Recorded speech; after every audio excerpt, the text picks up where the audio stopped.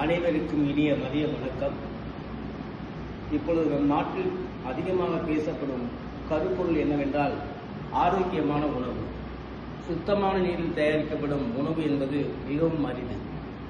நமது முன்னோர்கள் முன்பு என்ன சொன்னார்கள் என்றால், உணவை தயாரிப்பதற்கு முன்பு நன்றாக குளிக்க வேண்டும் என்று கூறினார்கள். பெண்கள் அதேபோல் வெள்ளிக்கிழமை நல்ல சீயக்காய் இந்த மாதிரி இயற்கை வாசனை பொருள்களை பயன்படுத்தி குளித்தினால் உடம்புல சூடு குறையும். அதே மாதிரி பார்த்தீங்கன்னா மாட்டு சாணம் போட்டு வீட்டுக்கு முழுகும் பொழுது அங்கே பார்த்தீங்கன்னா உங்களுக்கு எந்தவித நச்சுப்பூச்சிகளும் வீட்டில் நுழையாது. மேலும் நீங்கள் பார்த்தீங்கன்னா அரிசி மாவில் தான் கோலம் போட்டாங்க. அரிசி மாவில் கோலம் போடும்போது அது எறும்புகளுக்கு உணவாக பயன்படுத்தப்படுது. ஸோ நம் முன்னோர்கள் சொன்ன அந்த கருத்துக்கள் எல்லாமே பார்த்தீங்கன்னா வீண்டுக்காக சொன்னது கிடையாது. எல்லாமே ஆரோக்கியமான உணவு சம்பந்தமான ஒரு விஷயத்தை தான் சொல்லியிருந்தாங்க. இது தொடர்பாக ஒரு கதையை ஒன்று சொல்கின்றேன்.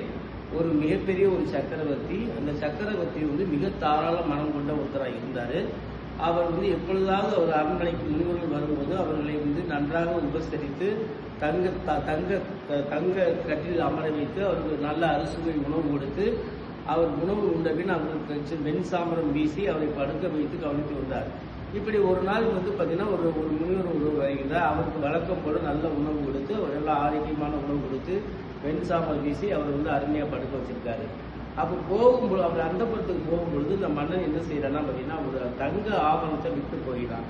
அந்த தங்க ஆவணத்தை பார்த்து அந்த முனிவருக்கு அதன் மேல நாட்டம் அதிகமாகவே அதை எடுத்துக்கொண்டு வீட்டுக்கு போறாரு. போனவர் விடிய தூங்கவில்லை. காரணம் என்னவென்றால் நமக்கு தெரியாதனமா நம்ம முட்டும் திறந்த முனிவராட்சி தெரியாதனமா நம்ம பார்த்தீங்கன்னா இது கொண்டு வந்துட்டோம்னு சொல்லிட்டு அடுத்த காலையில் மன்னன்கிட்ட போய் கொடுக்குறாரு. மன்னா என்னை மன்னிச்சு கொடுக்க, இது மன்னர் தெரியாம உங்களுடைய தங்க ஆபரணத்தை எடுத்து வந்துட்டேன் வச்சுங்கன்னு சொல்லுமே. மன்னர் நம்பலை. நீங்க ஒரு முனிவர் முட்டும் திறந்த முனிவர், நீங்க எப்படி இப்படி பண்ணியிருப்பீங்க அப்படின்னு சொல்றப்ப, இல்லை நான் தான் பண்ணேன், தயவு செய்து தண்டனை கொடுங்க, அப்பதான் எனக்கு மனம் ஆறுதல் அப்படின்னு சொல்றப்ப, அப்ப பார்த்தீங்கன்னா அவர் மனசுல இல்லை ஏதோ சூழ்ச்சி இருக்குன்னு சொல்லி என்ன பண்றாரு, அவர் அரண்மனை காவலர்கள் நேற்று ஏதாவது நடந்துச்சான்னு கேட்குறாரு. ஆமா, நேற்று ஒரு திருடன் நம்ம களஞ்சியத்துக்குள்ள நுழைஞ்சு ஒரு அரிசி முட்டையை தூக்க முயற்சி பண்ணா, அப்ப நாங்கள் குடிச்சிட்டோம். அந்த திருடன் தொட்ட அரிசி முட்டையில் அரிசி முட்டையால அந்த அரிசியில சமையல் செஞ்ச சாப்பாடை இவங்க சாப்பிட்டதுனால இந்த முனிவருக்கு இப்படி திருட்டு புத்தி விட்டது. இவராக செய்ய கிடையாது சொல்லுமே. அப்ப எல்லாமே நம்ம மனம் சார்ந்த ஒண்ணுதான். பாத்தீங்கன்னா நமக்கு உணவு என்பது பார்த்தீங்கன்னா முந்திரி பருப்பு பாதாம் இது மாதிரி சாப்பிட்றது தான் சத்துள்ள ஆரோக்கியமான உணவு என்று நினைக்கின்றாலும் அது தவறு. ரைட்.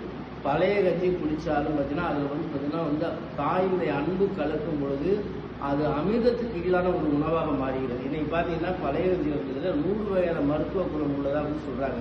அந்த காலத்தில் பார்த்தீங்கன்னா பெரியவங்க கிராமப்புறத்தில் பார்த்தீங்கன்னா வயலில் வேலை செய்யறதுனால பார்த்தீங்கன்னா வெயில் காலத்தில் பழைய கஞ்சி தான் குடிச்சிட்டு போவாங்க. அதே மாதிரி நீராகாரம் குடிச்சிட்டு போவாங்க. நீராகாரம் குடிச்சிட்டு போகும்போது அவர்கள் உடலில் சூடைய தணிக்கக்கூடிய ஒரு மருத்துவ குணம் உள்ளது. மதுரையில் பார்த்தீங்கன்னா இன்னைக்கு பார்த்தீங்கன்னா இந்த பழைய சாதத்தை இதில் அந்த மாட்டுத்தாவையில் பார்த்தீங்கன்னா பழைய சாத கடையை ஆரம்பித்து நீங்கள் மிகப்பெரிய ஒரு கோடீஸ்வரமாக இருக்கிறாங்க.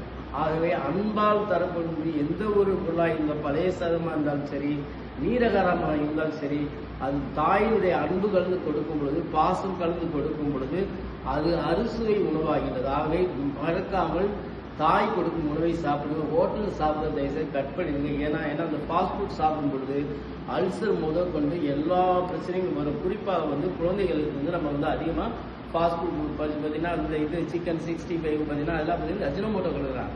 அதே மாதிரி என்னமோ சொல்கிறாங்க, கிரில் சிக்கன்லாம் சொல்கிறாங்க. இதெல்லாம் பார்த்தீங்கன்னா அவங்க நச்சரிப்பாங்க. நச்சரிக்கும் பொழுது தயவுசெய்து வாங்க கொடுக்காது. உடல்நலம் பாதிப்பாகும். பார்த்தீங்கன்னா இந்த ஆக்சுவலாக பார்த்தீங்கன்னா உடல் கேன்சர் வர்றதுக்கு நிறைய வாய்ப்புகள் உண்டு. தயவு செய்து வீட்டு உணவை உண்ண பழகிக் கொள்ளுங்கள். கடையில் கிடைக்கக்கூடிய உணவுகளை தவிர்த்தால் நீங்கள் 100 வருடம் நிம்மதியாக வாழக்கூடிய ஆரோக்கியமான வாழ்வுக்கு நான் உத்தரவாதம் தருகிறேன். நன்றி, வணக்கம்.